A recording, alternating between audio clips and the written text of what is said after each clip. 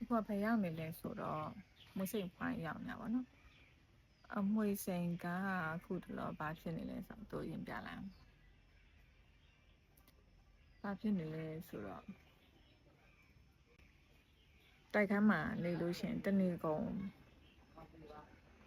ကြကြောင်ကြတာပေါ့နော်ဟိုတိုက်ခန်းကလည်းအလုံးပိတ်ဖြစ်နေတာရဲ့အရမ်းမြင့်တော့လွတ်လို့မရဘူးပေါ့နော်မရဘူးဆိုတဲ့အခါကျတော့တနေ့လှုပ်ရှားကလည်းစားတာပဲရှိတယ်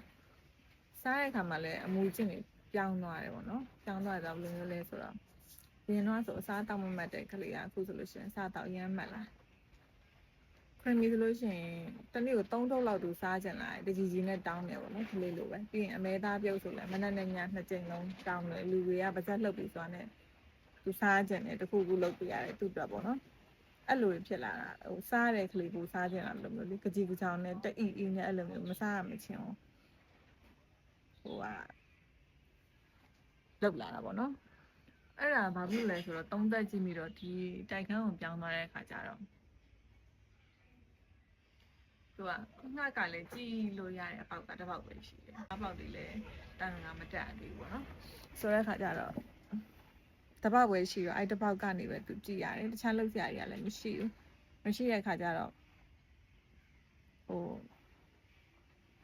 energy ကပိုနေပေါ့နော်ပိုနေတော့ကိုရီးယားလည်းသူ့ကိုစော့ပေးတယ်ဒါပေမဲ့